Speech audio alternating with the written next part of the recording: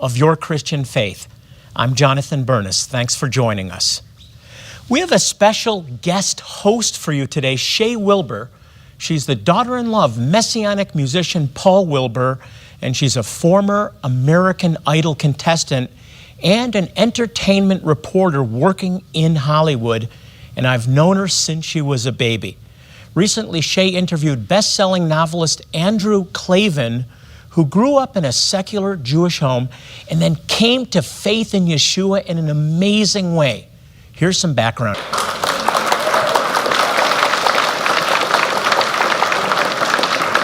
The winner of 2 Mystery Writers of America Edgar Awards, please welcome author Andrew Klavan.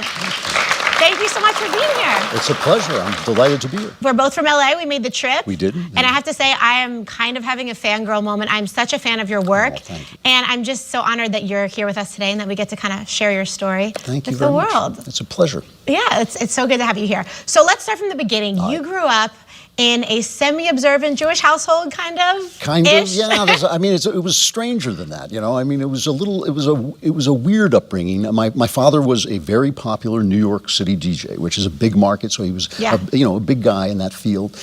It was important to him that me and my 3 brothers were raised in the Jewish tradition. So we went to Hebrew school and we had the high holidays. But the thing that kind of was discordant for me was that neither of my parents really believed in God. You know, my mother was a stone atheist till the day she died. I mean, I've never met a more convicted atheist in my life. She just thought the whole thing was ridiculous. It was kind of a little bit anti-Semitic. She was Jewish, but she kind of wanted to, How does that work? She didn't like the whole the kind of old world ethos of it. She wanted to what be... was associated with being Jewish? Yeah, she wanted to be like the movie star she had seen growing up, a kind of elegant Ginger Rogers type of person. Okay.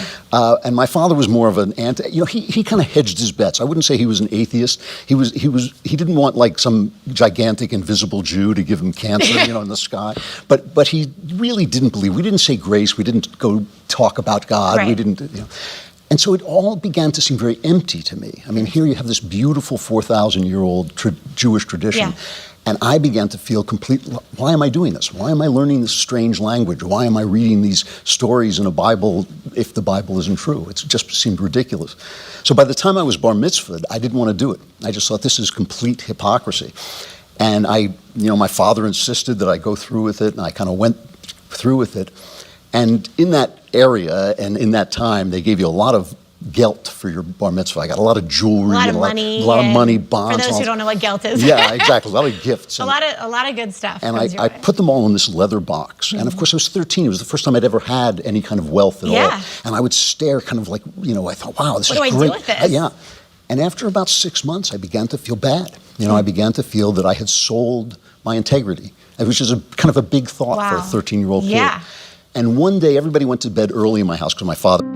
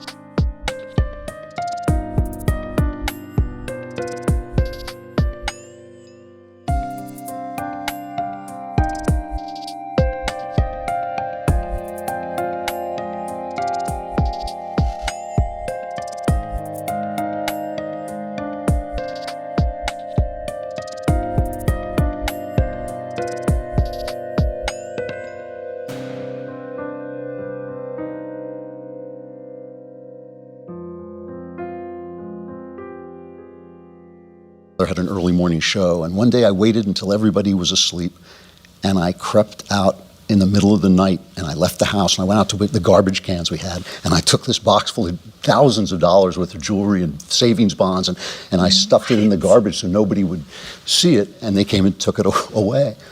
And that was supposed to be the end of my religious life. It was almost like you knew the weight.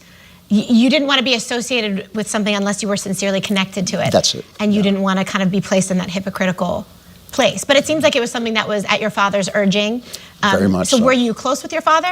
No, we had a really bad relationship. I always hate to talk about this in one way because my father was a decent guy. Yeah. He had integrity. He was lovely to my mother. They had a great marriage. Yeah. I learned so much. My lovely marriage is inspired by the way he treated her and all this. But he just didn't take to me. There was something, we were oil and water.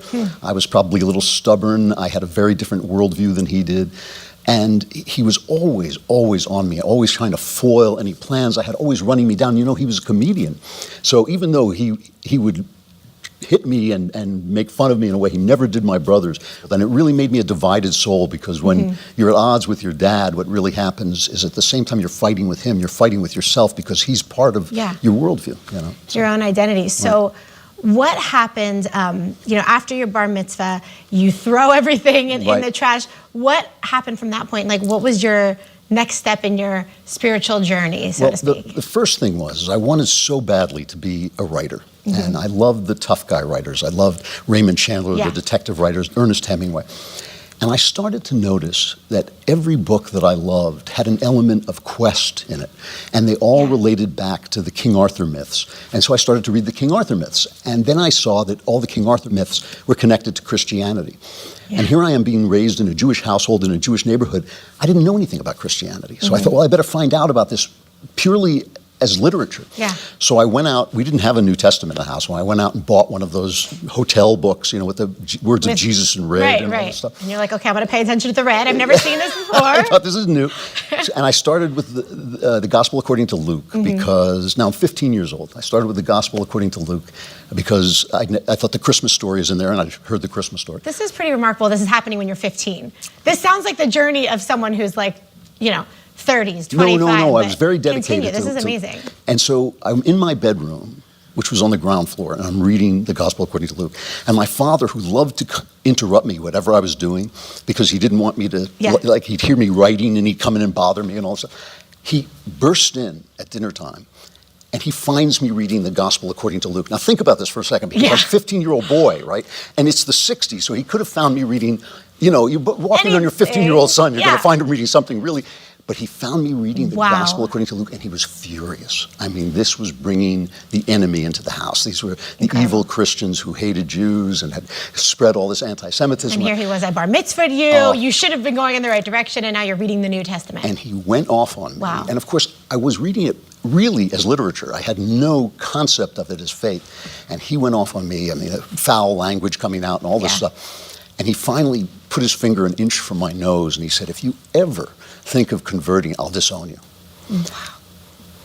Okay, so we have to take a break, but when we come back, we're going to hear more from Andrew, how you went from being a 15-year-old boy reading the New Testament in secret to the incredible journey that you've had to today. That's next. We're here talking to award-winning writer Andrew Klavan about his book, The Great Good Thing. So let's pick up where we left off.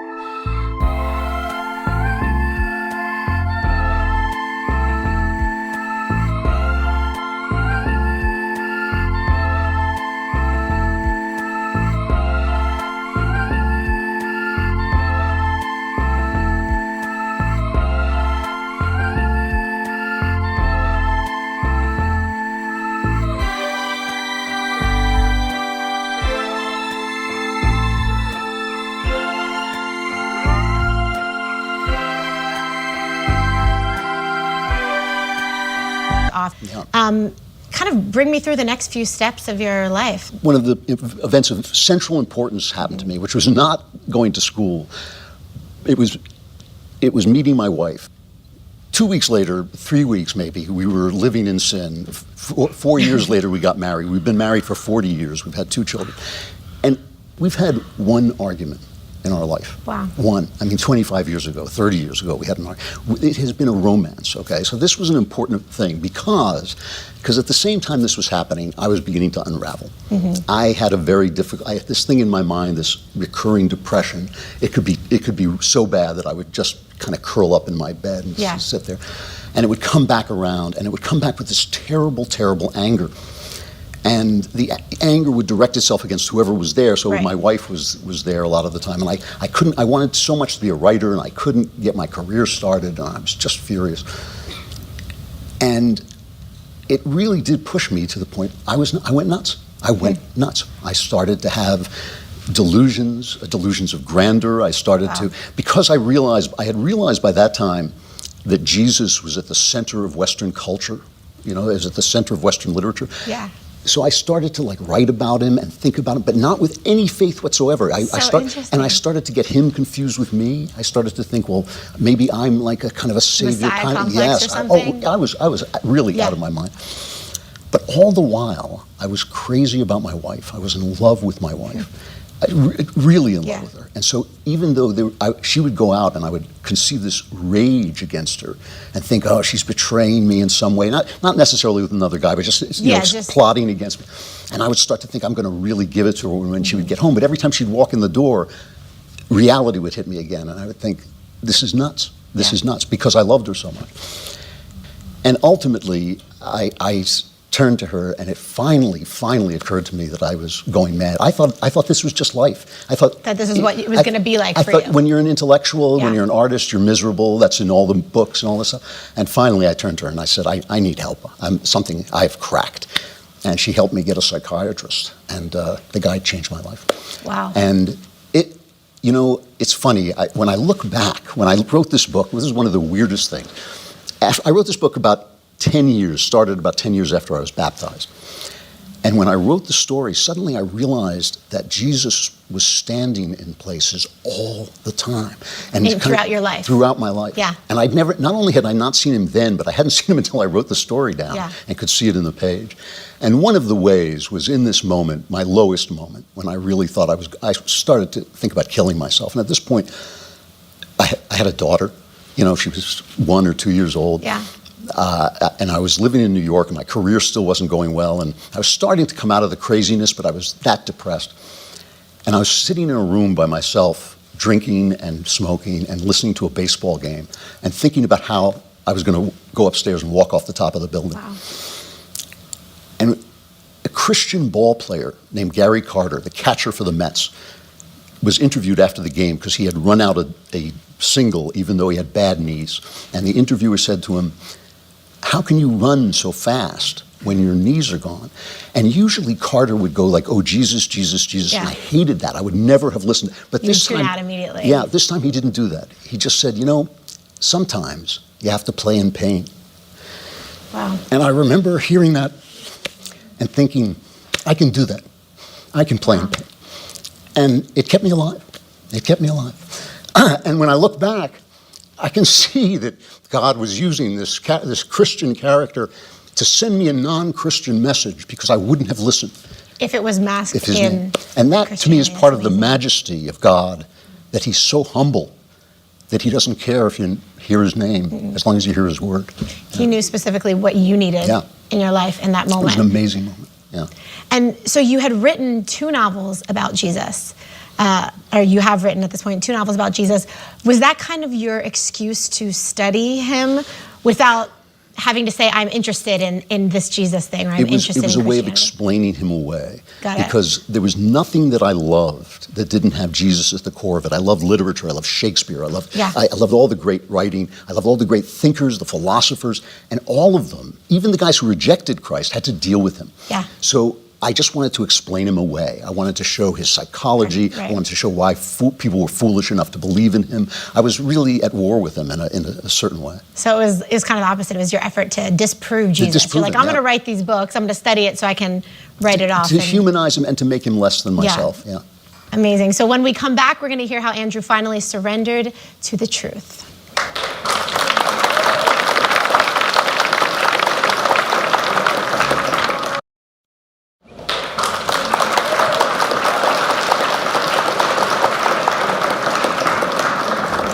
So we are back with Andrew. I want to know, when you sat down to write The Great Good Thing, how was your writing process different? Because you've written, I mean, books that many of us may know of. Movies have been made based off of them. Michael Douglas was in one, Clint Eastwood in another. So you've written these like psychological thrillers. This is quite different. Yes. In a way, from those. So how was your writing process different when you sat down to write this? Well, the only thing that was really different, I mean, first of all, it was harder to rely, I rely in thrillers very strongly on outlines, so it was harder to do that. Yeah. The only thing that was really different, it was hard to know what to leave out. After a while, you become pretty expert on leaving stuff out because you've done it a lot and you get practice. Yeah. But with a real story, you don't want to leave out anything. When I handed the manuscript to my wife, Ellen, who's always my first editor, she read it. It was twice as long. And she read it and she said to me, half of this is the best book you ever wrote. That's amazing. So you're talking about cutting 200 pages that you've slaved over. And I said to her, you know, I don't think my ego is small enough to cut that much. Here's a pen. You do it. But sometimes it's hard when it has to do with yourself, too. You need that outside perspective. Right. Yeah, it is true. And she worked on it for 2 weeks and edited it down. Wow. And then I rewrote it according to those specifications, just things that didn't need to be there. What was your goal, just to tell your story when you sat down to write that? Was it? No, the only reason I told it at all, it would never have occurred to me to tell my own story, except it occurred to me that, like, just about everybody is essentially living in the world I knew. I worked in Hollywood, I worked in New York, I worked in London for a while. I was born a Jew, I was a secular guy for most of my life. I was as far away from faith as you could possibly get. And it occurred to me that that's where everybody lives. Everybody lives in a world where the default setting is secular.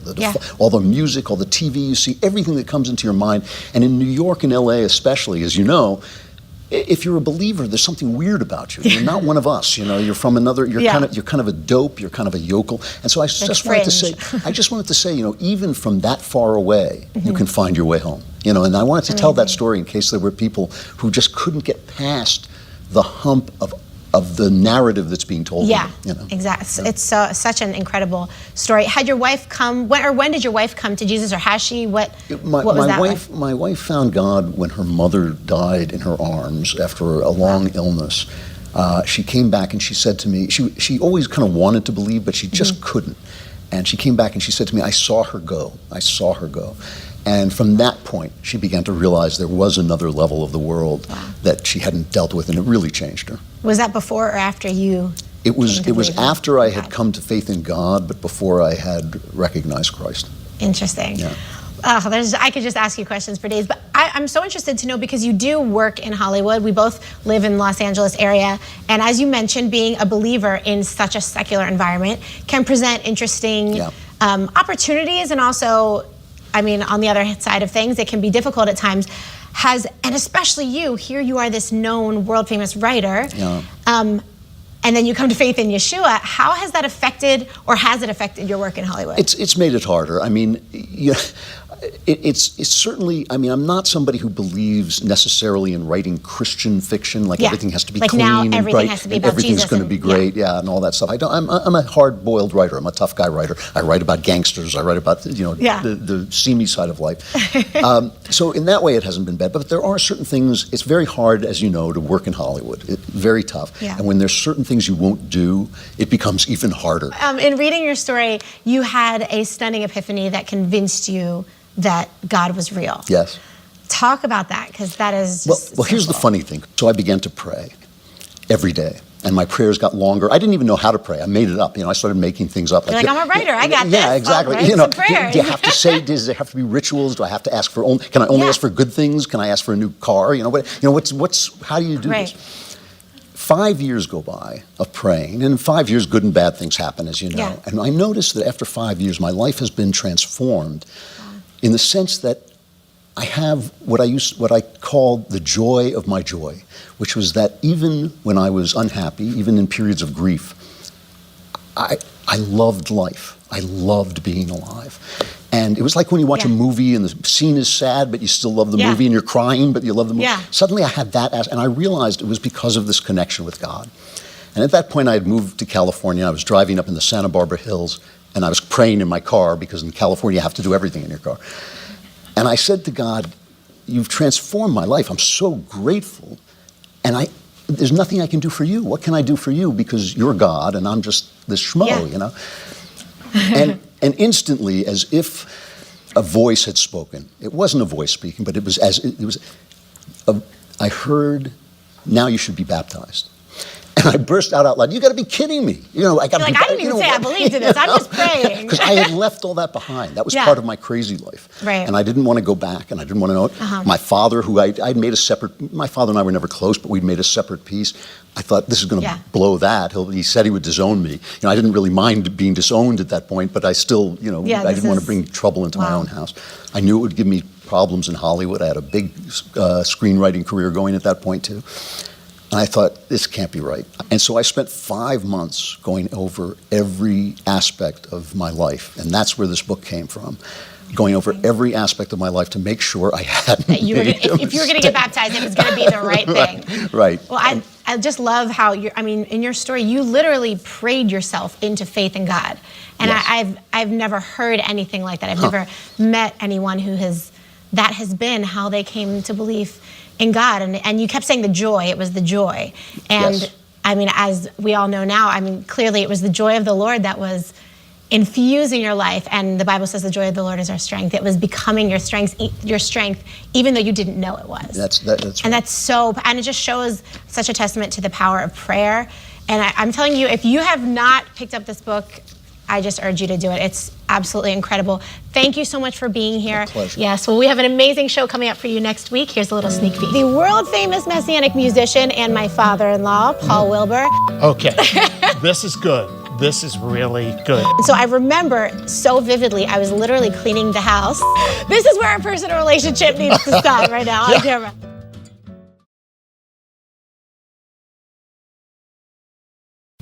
Yeshua is calling you now. You know, it's no accident you're here with us watching this show today. Now is your time to ask God to just take over your life. As you just heard from Andrew's incredible story, God loves you and is waiting for you to just accept that unconditional love and meet you right where you're at. Remember, if you have prayer needs, we're here for you. Just log on to our website, jvmi.tv. God loves you, and so do we. I'd like to thank you, Andrew Klavan, for being here, for spending time with us.